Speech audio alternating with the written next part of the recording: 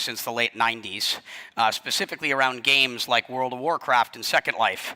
I was the primary market maker in enabling the secondary markets in these games. I built up a supply chain in the early 2000s of 400,000 people in China that were playing video games professionally to mine digital currency. I've done tens of billions of dollars of business in that space, having sold the last of those companies last year until something coming up here today, which is Wax, and this is kind of the evolution of that. If you haven't seen their deal, I recommend it.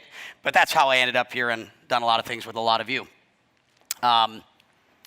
Let's see if I got clicker, we're working, or I'm not connected to that device. Want to just go next to this next slide? Or we're not live at all yet. Anyway, I had a disclaimer here for you. But I'm going to talk to you about a couple of things. One is the ICO market and just kind of state of the union.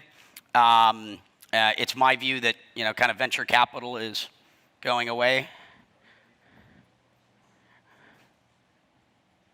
Well, I can also talk about my wife's company briefly, but I think I end on that note. So let's talk about where I think everybody is today. Everybody's made hopefully quite a bit of money recently. If you've been in this space, it's kind of hard not to. And some of you may not have ever made money before in your lives. And I want to kind of remind everybody when we're in these raw high moments that we need to keep our feet on the ground. And that is that money doesn't always change us for the better. Sometimes it actually changes us for the worse.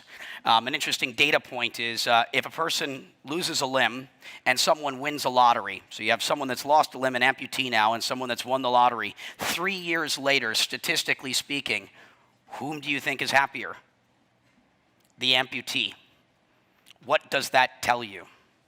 When you're in these moments of, coming into wealth for the first time in your lives, I just want to remind you to don't forget about what got you into this business.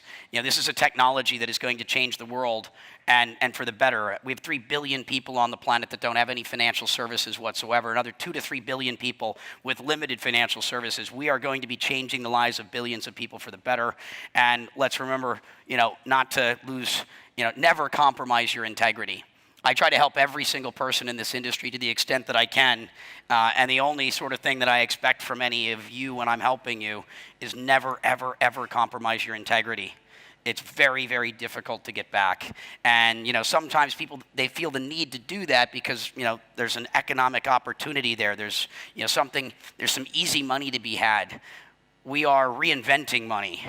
There is going to be, so much abundance available to us. There's not any reason to ever compromise your integrity. So let's jump into that. I think you can all read that? Okay, good. There's 3 major trends right now that I think are kind of tying all of this together. The first of which is that the world is going from this concept of proprietary software to open source software. And a big part of what the blockchain is enabling is historically to participate in the open source software movement. It was a voluntary action that you would take on for the purposes of social credit or philanthropic sort of contribution. And when there's a problem with that open source code, it's not anyone's real job normally to fix it.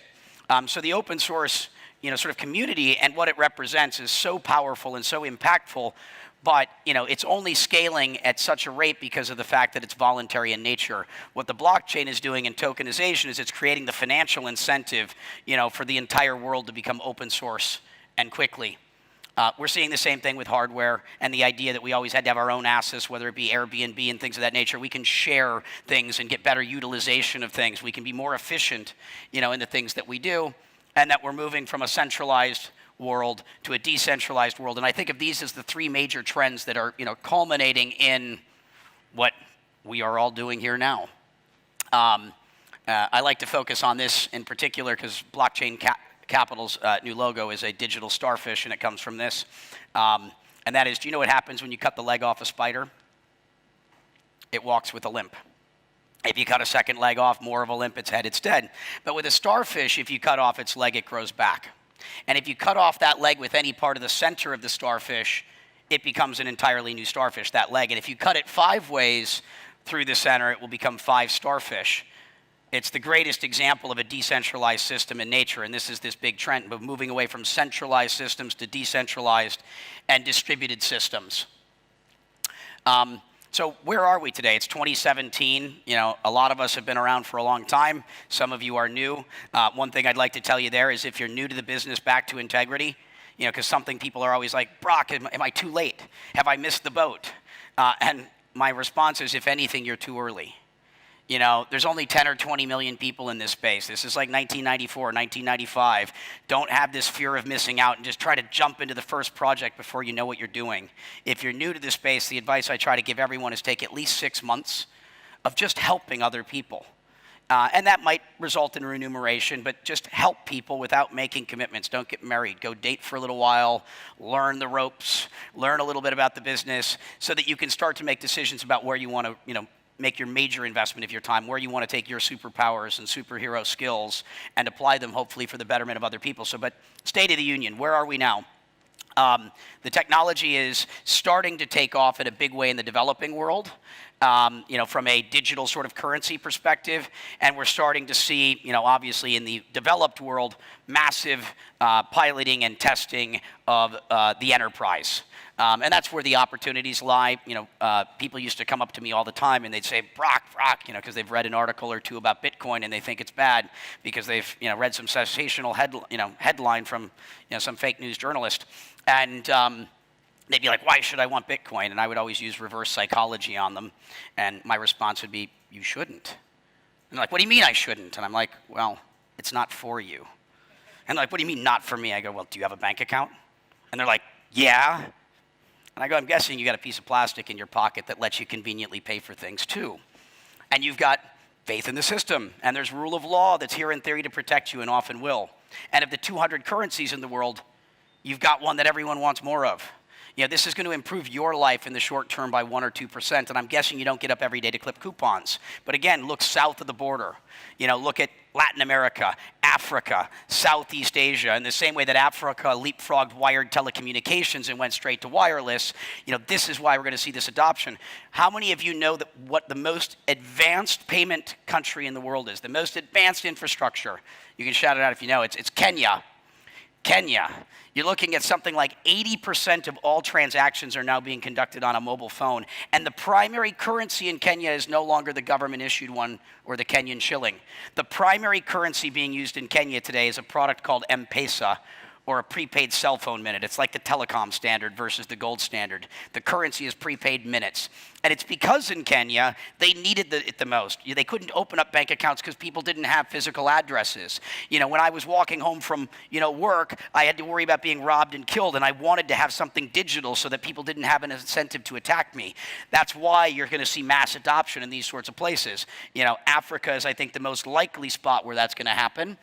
But it's also potentially in, you know, places like Venezuela, you know, where they're undergoing, you know, just some of the worst possible, you know, I mean, environment that you could imagine living in. It's dangerous for everyone there. I mean, you have a nation essentially falling apart. But there is, you know, potentially good things that can come out of this. I mean, places like Puerto Rico right now, again, good things can come out of this. When systems fail, there's an opportunity to rebuild. You know, and there's always that phoenix from the ashes, and why is that map not showing up right? But I think most of you get these concepts, and currency controls are probably worth touching on for a moment. You know, with everything going on in China, you know, China's main argument being that it's about consumer protection, which is a good thing. Lots of people are getting ripped off.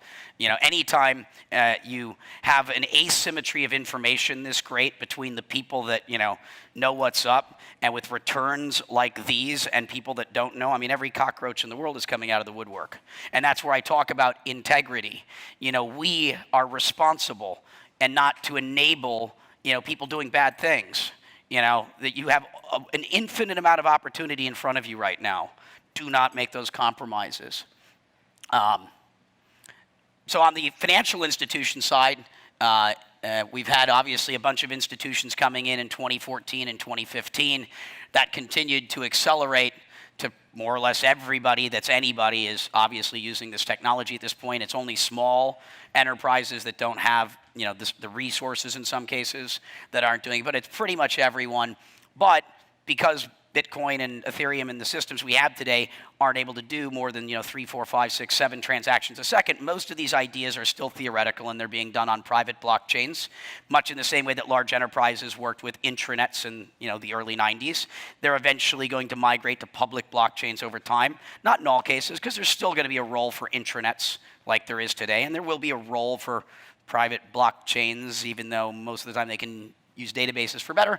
But next year is the year where we're going to be seeing scalable blockchains. We're going to be able to start doing things, 100,000 transactions per second, which are the types of numbers you need to do a lot of the things that we're talking about, in terms of these big ideas. They're not actually possible today. It's theoretical. But you don't build for the market of today. You should be, as entrepreneurs and innovators, building for the market of tomorrow. If you're going to build something that takes 2 years to make, you don't want to be building what the market wants today. You have to predict what the market's going to want 2 years from now and 3 years from now. But yeah, we're going to start to see this big sort of where we go from pilots to the rolling out of these technologies. And when that happens, that means the revenue for all the startups and the people that are building things in this area are going to boom. And when that happens, M&A starts, animal spirits. So this world of abundance that we're experiencing right now, I don't think is going to end anytime soon. We may go through a 1999-2000 bubble crash. I raised nearly $100 million in 97, 98, 99. I was there through it all. Been doing this stuff for a while. But anyway, I think that's important, and it's a global phenomenon. Historically, resources have only been available to innovators that are, basically in California or a handful of these hubs where resources have been available. The one thing that's happening with this whole trend right now is you can be anywhere in the world and raise money. Which means now innovators can come from anywhere. Now anyone in the world can, make these amazing things happen. And it's every major VC in the space that's playing in it. The only one that hadn't been investing in the space was Sequoia, but they're now in too. So I don't think there's anyone left. If you need any other data points, in terms of, is this market validated? Do you know what's up? I mean, every major venture firm in the world is in. Every major institution is in. If that doesn't tell you something big is happening, I don't know what will. This is interesting in terms of how capital came into the space. Most people think of me as a financier, so I'm touching on this stuff. And that is that in 2014, the sector took in capital that was very similar to the internet in 1995. In 2015, it took in capital very similar to the internet in 96. But back then, it cost $5 million to make a website to sell shoes online. Thanks to open source software and SaaS and Amazon Web Services and the other things that are coming from our space, we can build things for very little in the way of resources. So massive things are going to come out of it. But what's interesting is in 2016, it kind of went flat. But the number of entrepreneurs in this space continued to increase rapidly. And the quality of these entrepreneurs voting with their feet continued to improve. But the generalist VC said, hey, there's not enough revenue, there's not enough action here, I want more proof points. They stopped. And that's why the ICO happened in the way that they've happened today. So last year, you're looking at something like 64 ICOs, raising a little over $100 million, excluding the DAO. And the DAO did something that was very valuable to the space, and that was that it demonstrated that the model can scale. It gave entrepreneurs, obviously that didn't work out, and it was a colossal mistake, and that's where security audits are everything. Security audit, security audit, security audit, and make sure you're really well lawyered up. There is zero room for error. The penalty for financial crimes in many parts of the world is death or life. Those are the stakes, so please make sure you know what you're doing. And there's no room for error in many instances when you're a fiduciary of other people's assets.